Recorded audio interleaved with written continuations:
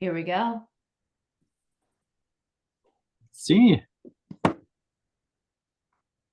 Ooh. It's very nice with that. I like her little. This screen is so cute. Let's see. I have to decide if I'm gonna leave my costume on for the rest of the day, if I'm gonna like go grocery shopping or like pick up my kid from daycare or not. Or have I a meeting. think you should keep it on. I had mine all day here at work and nobody noticed. Or like they noticed, but they appreciated it. My first year teaching, there was a roller derby day at my school, and I wore rollerblades and went like all out and forgot my regular shoes. And I had a long commute. And so I rollerbladed into the grocery store on my way home. I was much younger then. So I feel like I maybe had the skills necessary then that I do not now. But I did. I went grocery shopping in my roller derby rollerblades. Oh, that's nice. It was very exciting. Yeah. Oh, thank you, Okay. Amanda Jean, for telling us that we look fantastic. That's a nice little confidence boost. Thank you so much. I don't know, my costume here is primed by my children. They decided that. That's why this beard here is actually part of my costume, and it's growing. It needs to continue growing until Halloween. They're very psyched for me to be a werewolf dad because they like Monster High and stuff like that. So I was actually going to be a narwhal until my coworker Jenna yesterday said, "You have to be a robot fairy godmother. You are the robot fairy godmother." And I was like, "Oh, that's a great point." And so I put Patty said, "I can picture you on the skates in your jumpsuit." Patty, you know me well. Although today I am not wearing a jumpsuit. I am in fact wearing a tutu. Yeah. I'm normally in a jumpsuit. It's true. Werewolf Prince Magician was the prompt that my children gave me. Here's your clothes. Yeah, makes sense. I'll be that. It does. My daughter for Halloween this year is going to be a fire truck. Not a fireman, not a firewoman, not a firefighter, a fire truck. So I totally get it. What kids want, that's what they get. Let's see. Oh, Jennifer Vogel says, "I'm going to leave and rejoin. I see nothing." Please come back, Jennifer Vogel. And if there's any tech issues, don't worry. We will be recording. I know that is not as fun as attending live, but we'll be there. And our chat is working beautifully. So feel free to chat. We've got Vivian behind the scenes running the chat, answering questions. Amanda said, "Are you going to make the fire truck costume with the cardboard box?" Yes, we are in the middle of it. She is getting very into using the ruler and the scissors and the duct tape. We attached the wheels yesterday. She's having a blast. Nice. You can't get to the fire without the truck. Thank you, Tobin. That's true. I will tell her you said that. She's 2 and will not understand, and will still do it. All right, it is 12:03. Should we jump in, Erik? Sounds like the perfect opportunity for your daughter to explore wearable electronics. Oh yes, she will definitely have a siren light. All right, do we want to wait a little longer, Erik, or should we jump in? I don't know. It's a bit. What's our secret host say? Yes, absolutely. I Then think we can go. Good start. They can still, catch it on the replay. Yeah. All right. Well, in that case, welcome to our Halloween webinar. We are here to share all sorts of spooky, fun goodness with you today. My name is Sarah FitzHenry. I'm the Director of Education and Mission at BirdBrain Technologies, but our team actually calls me the Robot Fairy Godmother because I get to go around and bippity-boppity-boo different teachers into using robotics and showing them that they can bring computer science into their classrooms. So connecting teachers, creating learning materials, telling the BirdBrain story, that is me. And so I'm here as a robot fairy godmother today to help you bring creative robotics into your classroom. That's glorious. I am Erik Torstensson Boji, the founder and head of innovation at Strawbees, and I just love building things, as you can see. And I also love squeezing the lateral out of one project. And that's something that I'm going to go through today. So yeah, I'm really happy to have so many people join us and play around with us for today. And I hope there's going to be some people like making these way better than I made them today. This little nuggets of fun, scary stuff for Halloween. Always the goal is that we give kind of the starting idea, and then it gets bigger and better once the teachers get their hands on it. We've got a lot to do today, and we only have 45 minutes to do it. So you will notice that we will be talking fast at the beginning of this webinar to try to get through all of the important, but maybe not as exciting stuff so that we can get to that spooky inspiration time. So this is the QR code to our slides. If you like to follow along while you watch, feel free to scan that. And Viv will also send the link to the chat so you can click on that if you prefer. We're going to start by meeting BirdBrain Technologies, and I'll tell you a little bit about the Hummingbird kit, which is what we've used for our projects today. Then you're going to get to meet Strawbees and hear from Erik about using Strawbees and Hummingbird together, as he is the mastermind behind so many of those collaborative activities.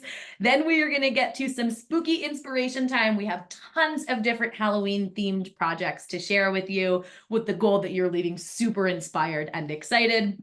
Then we've got tons and tons of free resources to throw at you and a giveaway announcement at the end of the webinar. So make sure that you stay and that you're engaged through the chat so we know who's here and who wants that giveaway. Finally, we will end with questions, and you'll have time to ask questions throughout the whole webinar as well. We talk fast, but we always slow down for questions. Don't worry. Did I miss anything, Erik? No, you're always on point. Perfect. That means a lot coming from a werewolf prince magician. It does. It's really great. Right. All right. So it's going to be a little before we get to the Halloween goodness, but I wanted to make sure you knew what was coming your way. So here's a preview of some of the projects that you are going to see a little later in this webinar. We just got to get through all of the stuff to get there. Okay, before we can talk about robotics, creative robotics, prototyping robotics, anything like that, we've got to go through the basics of what is a robot. And I think that some of you watching have heard this from me before. So I'm wondering, in the chat, can anyone tell me how BirdBrain Technologies defines a robot? It is something that can do 3 different things. I'm going to watch the chat for just, oh, Aaron Whitaker, boom, right out the gate. Sense, think, act. Oh, Becky knows it. Drew knows it. Diane knows it. Oh, thank you. Thank you. It's so true. We define a robot as something that can sense the environment around it. It can plan how to react, and then it can do something using that information in the program that you've written. So some of the projects that you're going to see today are robots because they are sensing the environment and interacting with it. And some of them are animatronics, which means that they are lighting up and moving, but not using sensors to interact with the environment. And they're both great. There's no magic combination that makes one activity more worthwhile or exciting than another. So the robots are great, the animatronics are great, and everything we're going to show you has the possibility to go deeper with sensors and programming, or to keep it simple, whatever is the best fit for your classroom. I want to introduce you very quickly to the Hummingbird Robotics Kit. And before I do that, you need to know BirdBrain's mission. This is behind everything that we do. At BirdBrain Technologies, our mission is to inspire deep and joyful hands-on learning in all students. And all students means not just the kids who are already really excited about robotics, not just the kids who want to crash and build battle bots, but all students. And so the Hummingbird came from research about getting students from underrepresented groups engaged in computer science. And what this research, which was done by our founder, Dr. Tom Lowers, when he was getting his PhD with another group, what they found was that to get those underrepresented groups in, it helped to include creativity, to get it off the screen and into your hands, to get students creating using recycled craft materials, And the Hummingbird Robotics Kit was born. So it's a flexible, creative, reusable robotics kit. I tell my students it is the guts of the robot. So it's all the lights, motors, and sensors that your robot needs to move and to interact, but it doesn't come with the body because the students create the body out of recycled craft materials. The Hummingbird Kit allows you to design, build, and program a personally meaningful robot. That's my favorite part. It's something that's exciting to you and to your students out of any materials with any device in multiple programming languages. Incredibly flexible, made to be used for grades 4 and up, and for adults that want to use it as well. So here's what that looks like this is the Hummingbird Premium Kit. This is what it looks like if you take a peek inside of the Hummingbird Kit. You see lights, you see motors, and you see sensors, as well as that Hummingbird bit. There's a micro bit that you can order with the kit as well, or if you have your own, and the battery pack, that's kind of the brain and the heart of the robot.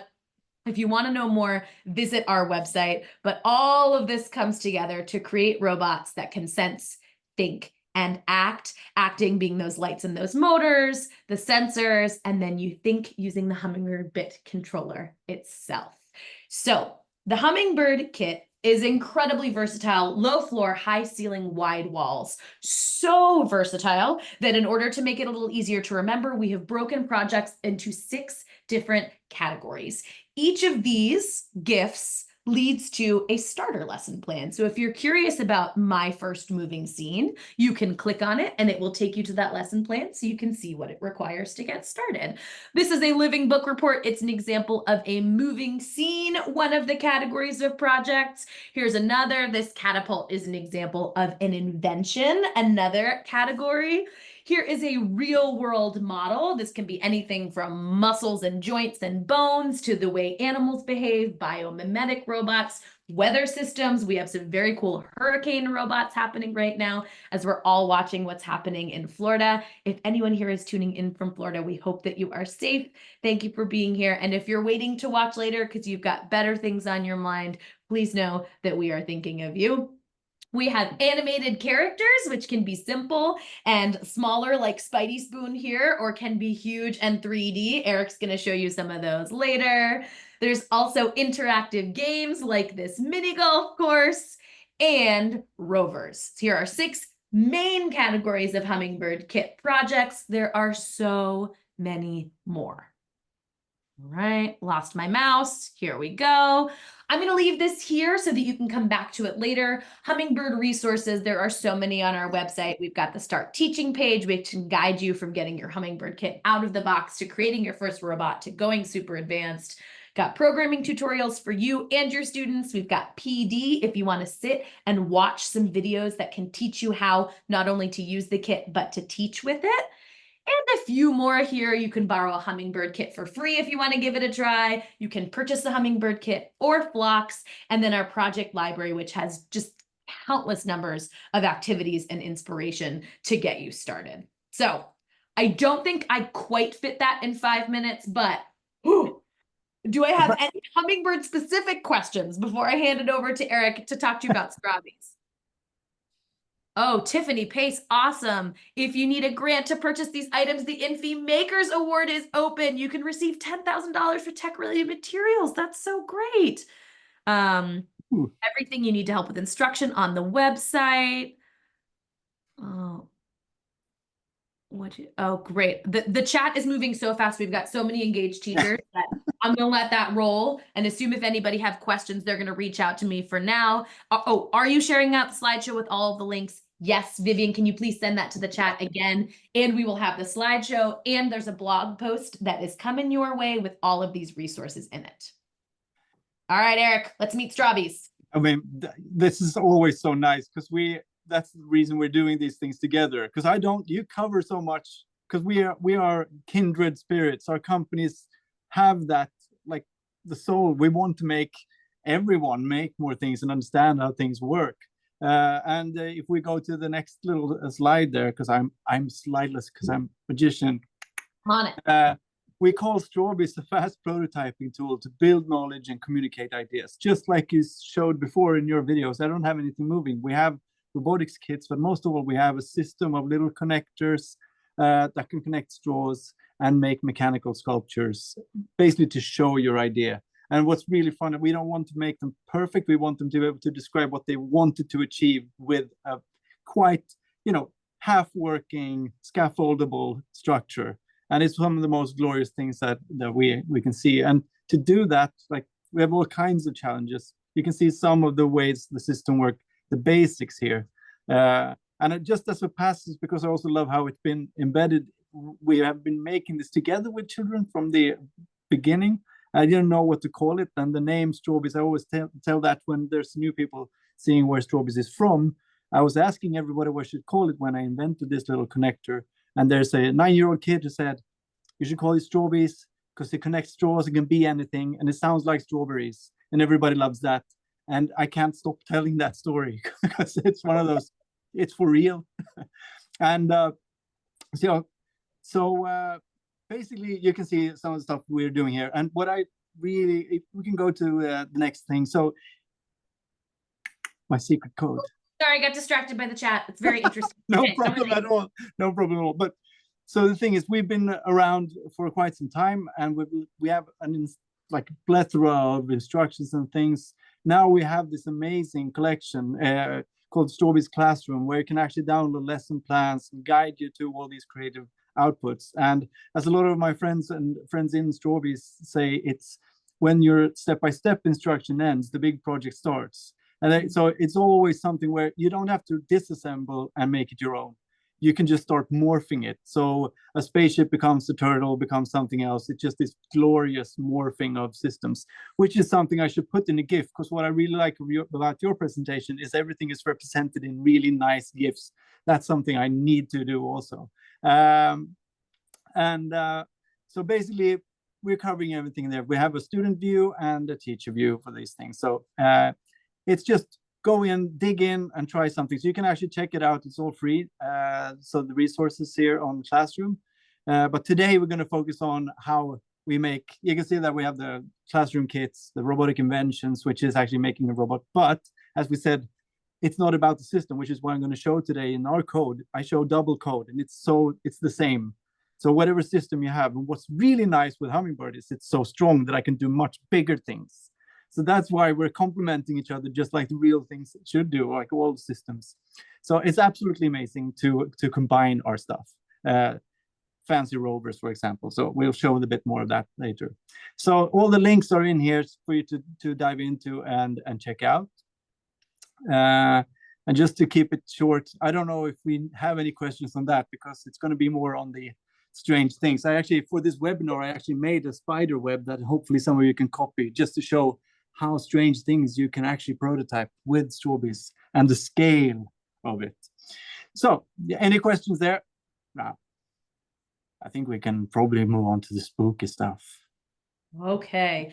There are some tools that Erik has created for using Strawbees and Hummingbird together. You can use old-fashioned connectors like tape, rubber bands, Lego pieces, but this brilliant werewolf in front of us also created some 3D printed files that can connect the two beautifully to animate big Strawbees projects. We went over these in detail in our last webinar, and we'll be sure to share that link with you if you want to dive in there. To save time today, we're going to just glance over this, show you a little bit, but we have all of the resources available on the blog if you want to go back to it. I think it's enough to show the little, they can go through that webinar and we show the little rover that combines our stuff because it's so cute. Basically, you make rails so you can snap on your robotics and make them like multiple robots at the same time. Nothing is stuck. And that means you can actually start scaffolding, prototyping really strange things. Like this was the playground we made last time. That's the seesaw. But I would like to show the little cleanup robot. There he is somewhere there. Now that one is, we can start both actually. There they are. Look, it's just snap things onto the wheels, put the shape on and see what happens. So like exploring movement and mechanisms in a very strange way is something I really love. And that's where the Hummingbird component is so good for us. So, obviously now I saw the integration of AI through Snap, so we're going to go through that later. But these are examples of stuff where our two systems really work well together, and especially using the little 3D prints if you have access to it. But as we showed it, using tape works just as well sometimes. Yep.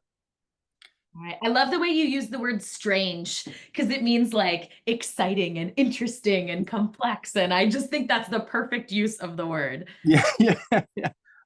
That's the thing. I really love that thing. I want being surprised when I have a lesson, when I help out and design something. I want to be surprised by the output. As you said, the wide wall is what makes me super curious. I want you as a teacher using Strawbees, putting it in front of your students and Hummingbird to actually see, like I want them to be curious. What's going to happen? And that creates a very special and slightly strange moment in the classroom. I want to tap into that. As much We've got a question here. Erik, can you show the microbit expansion board you use or talk about it?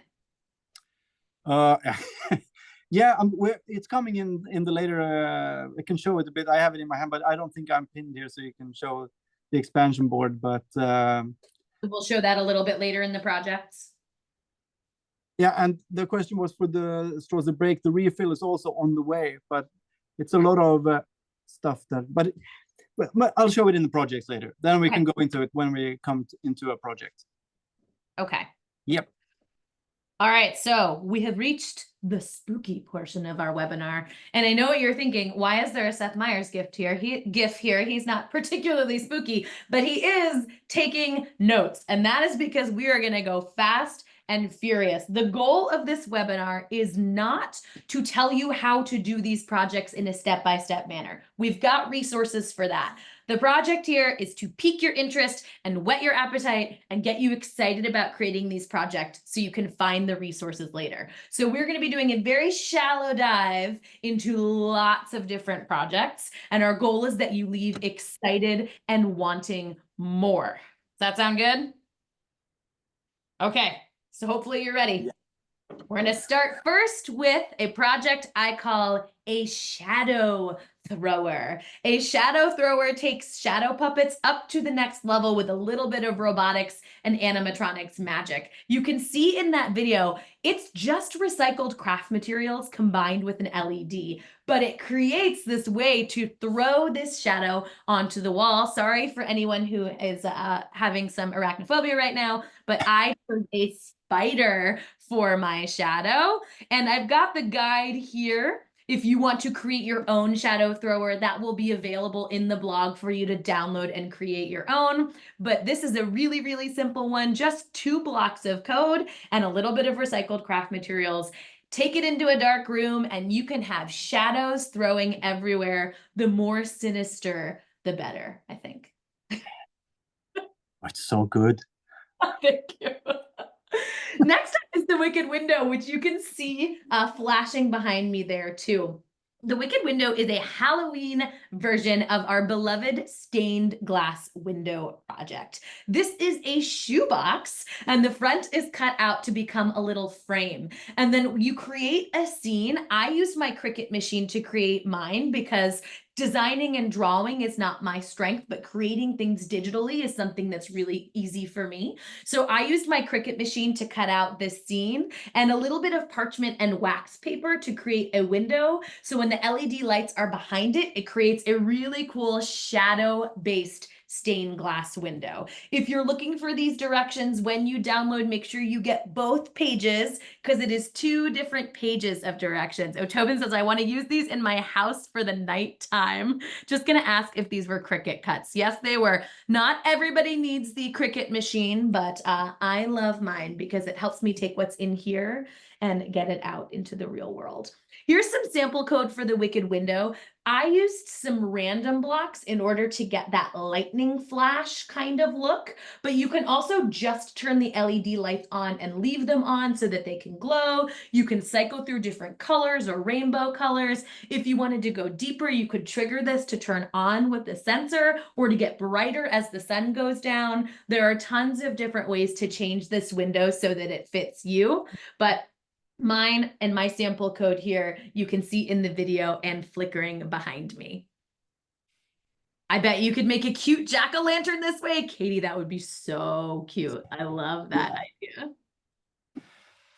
A jump scare. If your students are very into jump scares like mine are, then you are sure to love this project. This is from our friends at CodeJoy. They created this fantastic lesson plan resource. If you have not heard of CodeJoy, do yourself a favor and head to their website, Google them. They're incredible. They do teacher trainings and student workshops that make robotics so fun and magical. From one fairy godmother to another, you are gonna love, love, love CodeJoy. So this jump scare uses a position servo to make something jump out and scare you from behind. I've got the cat hiding behind my pumpkins. We've also seen these created in a box. When you open it, something pops out. When you walk past, something jumps out at you. There's no wrong way to do a jump scare. So if you want to take a closer look, this PDF lesson plan is from CodeJoy, and they have a blog post with all of the information. And they're also inviting people to attend a robot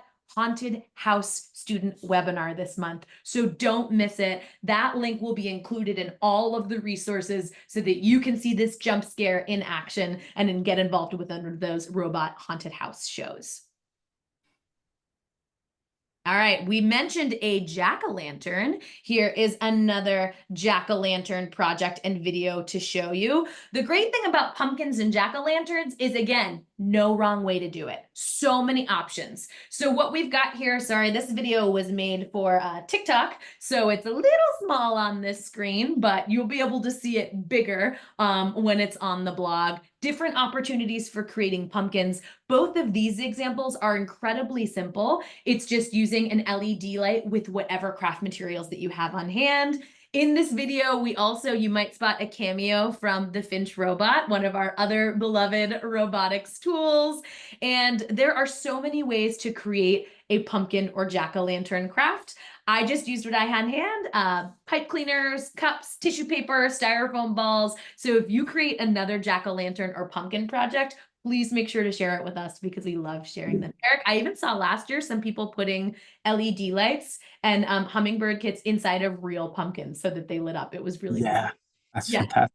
Probably a little goopy. They probably had to put it inside of a plastic bag. Yeah, you have to secure the electronics, but that's its own little task. It's look, what do I need to do? And I think those things are things you should take upon yourself to figure out. Like you put it inside of plastic bags, the rubber bands should be safe. Lights go out, you know. All right, I told you I was going to move fast and furious, so here we go. This haunted Halloween card was made by my teammate Andrew Miller, who you might recognize as the great mind behind makerspaces.com. Andrew absolutely loves creating things with his daughter, and they made this haunted Halloween card or Halloween scene, whatever you want to call it. They used our My First Moving Scene lesson. And you can see they've got some lights, some graphics, and a rotation servo. They built a mechanism that's having the rotation servo move as a winch to move that spider up and down. I'll play it one more time. This is just running continuously with this code, but this is another that you could have triggered by a sensor. You could have it randomized to move up and down. You could have the spiders in the background wiggling. There are tons of ways to bring different Halloween scenes and cards to life. His paper circuit templates are awesome, says Tobin. Completely agree. Andrew is the best. I will tell him you said that. I think it will make his day. And my final project today, if you're looking to go a little deeper, if you want something that's really challenging, here is an AI zombie rover. So this zombie rover is using a program that was created with Google Teachable Machine. So we are showing the zombie a piece of chocolate. Does the zombie want chocolate? No, not interested. I don't think you can hear the sound, but it went no. So does the zombie want some bubble gum? It sees the bubble gum using the webcam. No, doesn't want bubble gum. Let's try one more thing. Does the zombie want some brains? Oh yeah, it's going brains, brains, brains. So this rover is being controlled with an image recognition model that was built to work with a hummingbird robot. And we've got everything you need to create a rover just like this. We do not have a template for this exact zombie rover. You would have to create your own, but we do have everything you need to build an image recognition model with Google's Teachable Machine and use images to control your hummingbird rover. So first you'll start by building your rover. We've got the lesson for that right here. And next you'll head to the AI with the hummingbird in Snap lesson, and that will teach you to control the rover that you've made.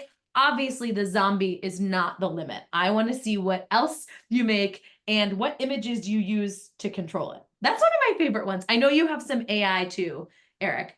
Yeah, exactly. But I'm also really curious. This is definitely something I'm going to use for my installations, using the hummingbird to make some of the creepy crawlies that go around the room when someone comes. I'm going to do the jump scares, AI-based jump scares here. So I'm doing a bit of high ceiling. But this is something I'm definitely going to use because I can also add sound in your projects, which is something that's been trickier for me to do before. So that's great. Before I hand over the microphone, Diane asked, can you use MakeCode with that? Our lessons are only in Snap. The way our programs were developed, that's the platform that we chose to use. So I believe it is possible in MakeCode, but our lessons will work with Snap. All right. And for the Finch lessons, you can also use Python if that's something that you're interested with. We have those resources as well. And simple versions of this we could also maybe, you're going to see in my project, because I made all my projects for both Hummingbird and robotics for the microbit, or robotic inventions for the microbit. So there you can try both. Oh, great. So if you're not, if you're looking for AI but don't want to use Snap, Erik's got you covered. Okay, Erik, I think I'm passing the torch. You ready? Yeah, we can go to my jump scares a bit here. Let's see. I don't even remember what the first slide is. Yeah. So I actually this is a classic thing, which I love developing these things. But one challenge I put to myself was I wanted to make a series of fun Halloween jump scares, built in prototype using the exact same code, basically. So it's all, I'm not going to do a lot of variations of code because I know when we looked at what we were going to present, you presented all the nice variations of code. Now I can show how with one almost single attempt, like piece of code, we can make a plethora of different interesting jump scares, as a lot of people at the office here can test it. Well, like, how do you say that? Yeah, they can attest to. Erik has been torturing the team by testing these projects out over the past few weeks. I feel like it's important to know that sanity has been sacrificed for these projects to share with you. A lot of it. But all of the code and everything is inside these slides. But what's really fun is, like, one thing I recommend when you do these things, the lateral project testing, is to actually have a code like this one, or any of our systems, but you have it so it's both a transmitter and receiver. I'm going to show the code when we go to the next slide here. We can actually go to that because this is how I use it. When I want to make all these very big projects, you need to break it down into simple little tasks. And one of the first ones is actually being able to test that all the movements work, especially the spring trap solutions that I'm going to show. And then I want to test them locally first, which is, if you look at this code, this is in MakeCode, as you can see, and using the Hummingbird extension. And I have this exact same code for the microbit robotic inventions, our circuit. And so basically what I use is the radio part of the microbit, but I also see when you press button A, I also move a bit the servo so I actually can see what's going to happen. And then I have a reset button, especially for the Hummingbird, because when I use the Hummingbird, I have higher loads on the items, which I'm going to show you. I use interesting new springs using the big wheels and the different gear ratios that I can achieve. So if you go to the next slide, you can see that it's the same. They look very similar. This is using our robotics kit, so it's all interchangeable. And what makes this very nice is that for introducing AI, you still have the same code. So, but you need two microbits then instead. So you need one that's not connected to the computer that sends the drop command later, which means that you begin by just testing this locally, making servos move. Maybe you don't see me or my card now, I think, but it's going to make sense when we go to the next one, I think. Okay. So the first thing I would like to introduce to you, where I've also developed a small zip line mechanism, is a scary zip line. And the Strawbees is really good for using with string. And I'm going to make a separate instruction for actually using the strings with Strawbees. So basically, I put the little structure. You can see it's an incredibly simple solution to put a servo on a string. So it's locked onto the string there. And you see one little servo arm. Do you see it, Sarah? The servo arm there? Yep, I see it. Yeah. And that one holds the little zip line in place in the slant. And when it moves, we're going to show you what happens. So it's very simple. You can make this with cardboard also. So what I'll show, there's sharing the 3D file for the zip line, the roller, but this is something you can do with just a spool of thread spool or something, or some wire. You don't have to do a 3D printed version, but I made one just because sometimes if you can't find it, at my home, there was all the spools of thread had thread on, and I didn't want to destroy them from the thread. So I had to make one to not be able to craft. So I should start saving the empty spools. Yeah. But here's the 3D printed file, and let's show it in action. So you click the button, and then the servo moves, and the skeleton crashes in to the unknown. I just put it, this is actually exactly where I'm standing. So I can show these live in the end if we want to see them. How they that one more time, because it's so cool. Yeah. So you see how the servo moves. It's very simple up there. And it should go all the way through. So I actually have it rigged behind me, so I can make it pass through if we want to. But I am a bit unsure how the pinned video works now. So we'll go through all the stuff and see in the end. If somebody wants to see it up close, we can go on. So basically, you could try the mechanisms using only the circuit board and the servo. And then you can use another circuit board with the exact same code and trigger that. So they all trigger each other if you want to, but they're listening to the word drop in this case. Then we have the glorious small spider object shooter. This is an example of, once again, the exact same code. It just moves a little bit to be able to launch something, just like you showed you had the little catapult. So this is an ultra simple catapult with just one pivot point hole in the top left there. And then you have two stoppers. They don't necessarily need to be there. I also love showing really, really like quick and dirty prototypes because it shows that it's not all the magic. I can make nice designs for these, but I love showing like it's just wing it. This was one of the quickest ones, and it chucks little spiders all across the room. And what's really good with this one, it can slot into a nice little place in your bookshelf on top of the books or top, and then which we'll introduce later using AI, trigger that drop, and then you can put anything to actually be the trigger, which is what I'll go through in the end. I actually missed one of the slides in the end, but I'll have to turn on the video and I'll talk to you about it because it's too glorious to miss. But let's look at this in action. These are there just so you can see how simple it is to make. And now you can see how fast it shoots the spiders. So they're chucked like 3 or 4 meters across the room. Really amazing jump scare. I tried them on one of my colleagues who is slightly afraid of spiders because they got stuck. I couldn't. I'm so glad I'm not on the receiving end of this one. But they know it's part of keeping on your toes at Strawbees. It's very important. They know they have this weird prototype thing. And I mean, the thing is, one of these projects, it's basically pranks, but you use robotics. You start using your invention skills. You build your testing, trial and error. As you can see, if you go back one again, just to show the solution, the little cup there for the plastic spiders, that's through pure trial and error over the 3 minutes I had to. Like, maybe it's a 15-minute project tops because I have done these things. So I wanted it to be easy. And then you just make it work by maybe adding some glue gun, because that part is still something you'd like to design. But we can move on to the next one. I want to watch it one more time. Yeah, go ahead. Oh my gosh. And in the end, I can show you that. So that's one of my, I love that. And it's also a nice prompt just saying, okay, what can we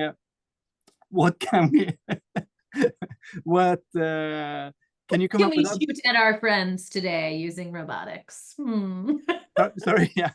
And so then I invented this thing called a Dropbox. I don't know.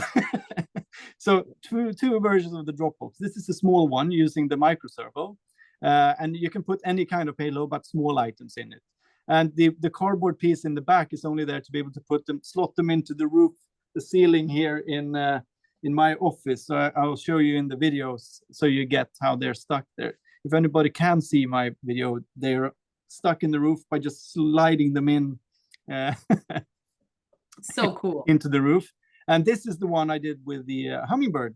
So this one, you can see the motor pulls out the straw, which is basically a pin for that spring-loaded lid. And you see the lid is not in good condition, but you can just pack anything inside there. And then you close the lid and slide the little, exactly what you're showing there. Slide Yeah. it. I would never, this one is so brilliant because it's so simple and I would never, ever have thought of that. What a cool idea. Yeah, it's incredibly simple and also Yeah. very, very scary, but you need to kind of hide it. So I use a staircase or like some high up ceiling, secret ceiling positions. And then it launches them. We can see if that I actually showed both in the same video. Okay. Unfortunately, it was a little bit, I put the wrong items. So you can go to the next slide and see if we can get the video. As Katie just said in the chat, this feels like malicious compliance, but lovingly and with style. Oh, maybe that was, Science. yeah, you can see the video here. So I'm scaring my skeleton a bit by, and you can't see much. So you should put in things that flap a bit more, or like small spiders. But it's really good when you're not prepared. Even the sound is quite scary. There's something moving quite fast. Don't put heavy on, of course. But we can move on to the next thing, the moving eye painting. And this is actually an old project, but this is because we made so many nice things. Yeah, this is a painting is made by my wife, and I figured why not make this one scary, because it looks not scary.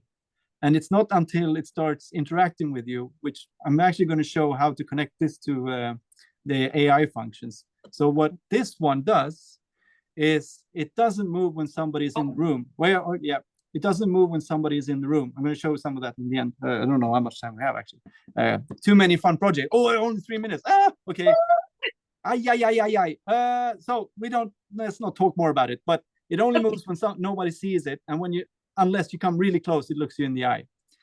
This is a button presser. And I recommend if you have an item that is scary at home and that has a button on it, you can activate it using the wireless transmission from your AI. Or from, so I have a hummingbird inside of the skeleton behind its neck. Oh, cool. And it presses that button. So it has a servo. You can use a big or a small servo. It doesn't really matter. So I'm going to make one of those little cam servo arms that can press a button, because it's good to get some force in there. And then it actually controls off-the-shelf items. So sometimes I use cardboard to actually make the servo come in the right position towards the button. That's awesome. Low-tech engineering, but effect is amazing, especially when we combine with AI. Let's go on to the next one. Sorry. Okay, let's go. Yeah. Spider's wing. Just show it. You get the idea. You can see these later. It's a swinging spider that swings through the room. Whee! This is on a very short. This is a very short string. So where I have it at home, it swings from a tree out through my backyard when somebody moves through the backyard that I want to scare. So I can adjust these things. So I've used it for my home to have fun during Halloween. So people expect that I should scare them. We can go into the next, because I think this is where I'm going to show how the reason I chose to use everything over wireless is that once you've done this, you can add the complexity of a teachable machine to this. And it's going to be very easy to do. So you make your teachable machine. We can go to the next slide, but wait. And then you can replace the teachable machine with a remote transmitter that says drop when something happens. Just like you did when it recognized the candy, it can recognize objects. It can recognize that somebody's moving through the room. It can recognize a face looking at you. So play with teachable machine is amazing amounts of fun. And then basically when you connect I'm going to share how to connect it. All the instructions are in the PDF that's going to be included. And you can use either a Hummingbird or Strawbees for this. It's no problem. Just wanted to show basically how the teachable machine works. So you can train it to do anything. Now it recognizes Erik, normal Erik, but also Prince, werewolf Prince, magician. So when I do my, you see, we have 100%. That's teachable machines magic. And playing around with that in itself is so much fun, as you already showed. And then we can go on to the next thing. So now I'm going to show you how yeah, exactly. What happens when you do this at the office. So now you see a teachable machine, the spider swing on a much longer spider, an unexpected, like this is just a colleague there, and you can see drop gets sent and the spider goes through the room. Can't believe that person didn't jump out No, of but he was unfortunately prepared. But so this, because I didn't want to, yeah, it's tricky because you can't be there. I don't want to be there. The computer, you need a computer with a web camera to be the brain. So we can go on to the next thing. You get the general idea, and we're going to share all the codes on how to do this. But what I want, a lot of questions in the chat about step-by-step. The Hummingbird projects all have step-by-step PDFs available to download. And Vivian just sent that projects will be shared by Erik on our blog next week. So for Strawbees, wait until next week. And if there are any that you want exact step-by-step, you can email her at Vivian, at her email address is in the chat. I do not want to butcher that. And you can ask for step-by-step. Yeah, exactly. And if you pick two of these activities, you have not 1 to 5. I will pick 2 of them that will get most votes here in the comments. So if you say like project 1 or 2, or project 2 or 3, I can make step by step for 2 projects. But I'm going to share all the things deeper, but step by step. So we've got 2 spider shooters. Yeah. 1 and 2, zipline launcher and spider shooter. Sorry for running over there, but that's ice painting, spider shooter. Oh, I think it is zipline launcher and spider shooter. Yeah. Although we've got a few moving eye paintings too. Yeah, but the moving eye painting is also very, as you can see, it's quite easy to just seeing the image. It's just a piece of tape on the back, but it's very fun. Maybe sharing the graphic. You do that. Spider swing vote. Yeah. All right. Yeah, I'm gonna call it for zipline launcher spider shooter. Yay! But then you can obviously, what's really good that I forgot to say with Strawbees is the color code makes it very easy to deconstruct from an image what actually happens in the object. So we call that reverse engineering for students, so they can see if they can figure it out, and maybe when they're figuring it out, they actually improve on my solution. So and there's lots of room for improvement. Begging for 2 and 3 so my coworkers can fear me. Thank you, Katie. But they're, as you can see, it's generally the same thing. It's just the positioning the weight in the right places for these launches and everything. So yeah, that was my scares for Halloween this year. But what you showed, so I just wanted to comment on your glorious little spider card. I've done that exact thing on my house wall. That big spider is from my house wall using the Hummingbird robotics. So because I need a big servo, and I put it on a small dowel, and it rolls up my house by scratching on. So, but you need to weather cover the motors and the electronics there because it's under the. Yes. That's it. It doesn't get wet. Completely normal house. Yeah. We have lots of free resources to share. We've got links to everything in the slideshow. You can get to these, this QR code will take you to the blog post, but you can have these slides. We've got videos and lessons for all of these things that you'll find on this Strawbees Halloween webinar blog post. But I want to leave this time available for questions because I know we are over time. Thank you for hanging with us. And while you're thinking about questions, Vivian, do you want to give some giveaway information? Oh, there we go. Please check the chat to see the winners. We've got some winners here. Please reach out to Vivian so that we can get your shipping details because you have won a Strawbees prize. Thank you so much to everyone for being here. We will hang on so that you can hit us with any questions. We've got way more resources, BirdBrain resources, Strawbees resources, everything you could need, all on the slides. We'll be sending out the links. If you registered, you'll get an email with all of the links and the recording. You can share it with your friends, watch it with your students, whatever it is you want to do. We just love, love, love sharing this mischief with you. So thank you. Oh, here's the moving eye painting. Yeah, I don't know if I can pin my video, then we can see it actually, because it just any of the circuit board. I can stop sharing.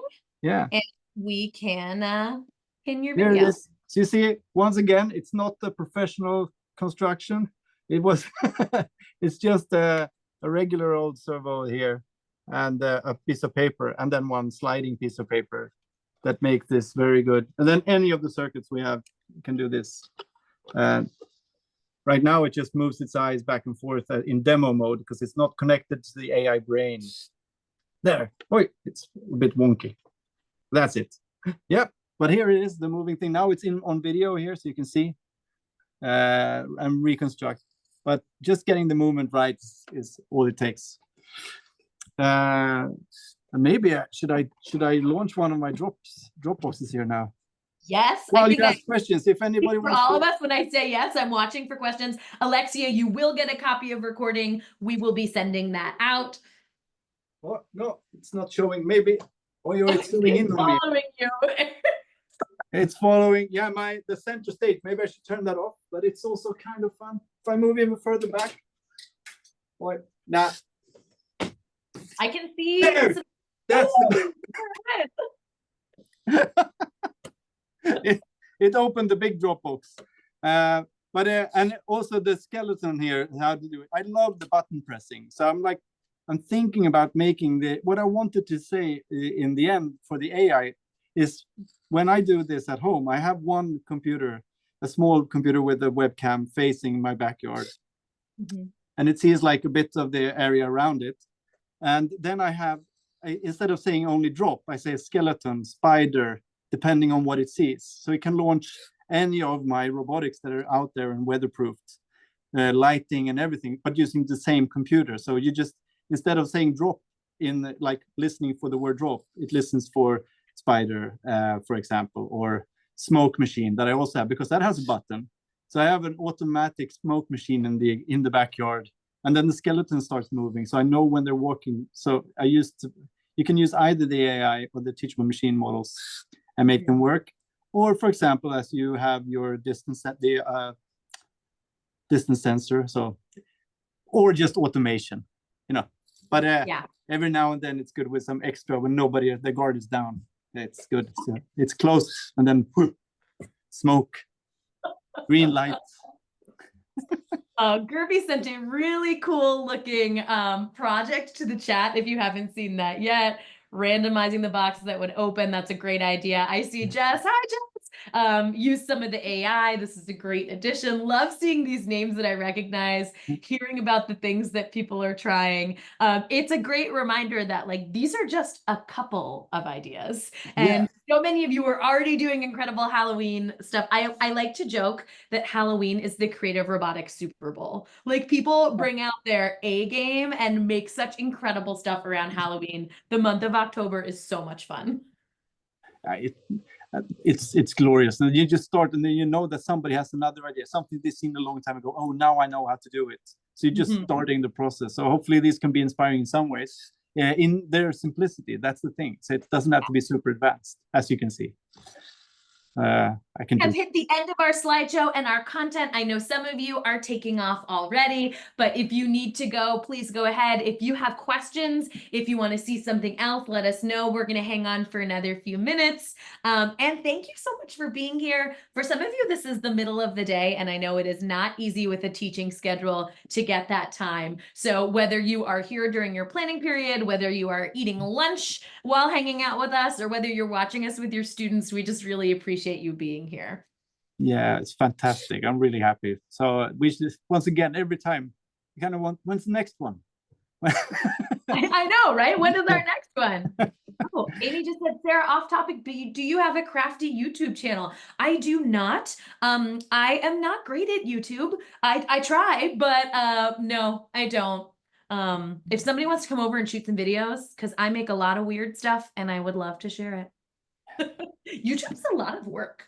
Like, I'm all about showing up for a live webinar and like chatting with Erik and hanging out virtually, but with the shooting and the editing and Yeah, the play thank you, disappears a Amy. bit. The first I play am is very fun. proud of my backdrop. This is kind of my mad scientist lab. If you scroll down a little, you can see that that's my work table, and I have another work table over here. And this is where I get all of my great projects done. So thank you. And thank you for thinking it's pretty enough for YouTube. I appreciate that. I have 2 ideas, but I need help in creating it. Who can I get in touch with to help me? That's a great question. I maybe contact both companies. You can write to us at support@birdbraintechnologies.com. What's the best way for them to get in touch with you, Erik? Actually, so education@strawbees.com, or then they can send it to me, or because it's good to put questions up there. If there's an interesting technical, I usually look at it and try to solve it. Just like this web was actually a request just from this week. Oh, cool. I didn't know that. Tricky to make a flat. Oh, now it thinks that the skeleton is trying to talk. But and I'm going to post the web instruction too. I really want it's too good because there's so much maths in the spider web. And what's really nice is the symmetry. When I move it away from symmetry, it becomes a real spider web. Otherwise, it looks like you're going to drive a boat. What's that called? Like an old boat. We just sent some email addresses to the chat. Let's see. I'm curious about what you use to do the skeleton. So that question might be about your skeleton zip line, or it might be about your moving skeleton in the back. I think both of those are embedded in the slideshow, right? Yeah, and I used just an off-the-shelf skeleton, but the remote and the triggering of that button is what. So it's more like I had a skeleton, and it was like supposed to be automatic, but it never triggered. So then I made my own triggers and basically had the kids sit there watching the window and triggering when they see somebody walk by. So they were the AI before the AI. They were the AI before the AI. Kid intelligence. And they're sitting in their playhouse and just launching the skeleton without but nobody seeing it. And then we made that automated. So it's more like showing that you can get things that you already have or something that might not be as advanced and make it like level it up a bit. I mean, even just turning off the lights automatically when somebody walks in the room. If you have a room that where you don't see all the buttons, then somebody turns on the light and somebody walks in and the AI just turns it off again. Really annoying, but that's very spooky. Sometimes those subtle things. My daughters absolutely love Halloween. That's why we put in a lot of effort with all this cool stuff happening. Yeah. Just Erik and Sarah, you should try LED filament. I did not even know that was a thing. Ooh. It uses 8 volts, which is perfect with the microbit. I'm experimenting with it and works fantastic. Jess, I want to hear all about that. I had no idea. I mean, I've used soft circuits. I've sewn. I have never 3D printed. I didn't know LED filament was a thing. You taught me something new today. Oh, I was admiring your pink pegboard. Thank you. I painted it myself. Shockingly, this pegboard did not come in pink, but I made it pink. That's what I wanted. Excellent book. Thanks for sharing. Got some great links coming from Celia. Fabulous. We'll go on for another 3 minutes or so, and then I think we'll have to cut the lime stream. Now the randomizer dropped. Now I understood. Fantastic ideas. I'm going to make one of those installations where you have no idea which one is going to come where. So, but it's good. But I also made one that actually knows who comes in to the office. Did you train it on the members of your family? So I trained it on once again, the members of the office, my colleagues. And obviously we had a workshop on irrational fears, and as a really good colleague, I used that against them, just very gently. They actually appreciated it. I hope if they're seeing this, they can comment. It seems like they appreciated it. I told Erik I will never, if he ever asks, I will tell him that I'm afraid of kittens and chocolate. So those are the only things that he throws at me, because now I know what he does. with information about fears. But it's a lot of it's fun. As you can tell, I enjoy it, and then it's much easier to put more time into it. Mhm. So, but as long as it can be shared, and then people can actually take it on and improve, that's the idea. Yeah, fantastic. So now I need to do more projects. This is the problem. Every time and the now light. the inspiration is rolling. Like now I just want to do more. Yeah, and just those shadows. You showed the small shadow. It's very good because point light is very good. So I need to try the LED. And if you put more than one LED, and there's a possibility that it could make it even stronger. Yeah. And I lined the tube with tinfoil so it would kind of reflect. And if you put the LED, if you embed it into a packing peanut or into a styrofoam ball, that can diffuse the light. Versus if you use the LED straight, that gives you a sharper light. So you can decide what kind of thing you're going for. In the Wicked window, those are both diffused in packing peanuts so that the light would be round. That's also lined in tinfoil to get some more reflection. But in the shadow thrower, that's just a naked LED bulb so that it's sharper. So and then you can go farther. Ways of diffusing light. Yeah, I did similar, like I did for tea light. I did a little shadow throw, and now I saw somebody started launching a similar thing. That was like 15 years ago. I did the old Nosferatu movie Shadow when it goes up the stairs, and now I saw somebody's launched it, which is really fun. But I made it so it had the perfect distance from a tea light, and it was flickering on the wall. Shadow play is fantastic to play with. Oh yeah, so fun. All right, then I think it is 1 o'clock, so I think we are all set to shut things down. Thank you so much, everyone, for being here, and we can't wait to see you next time. Thank you so much. Bye.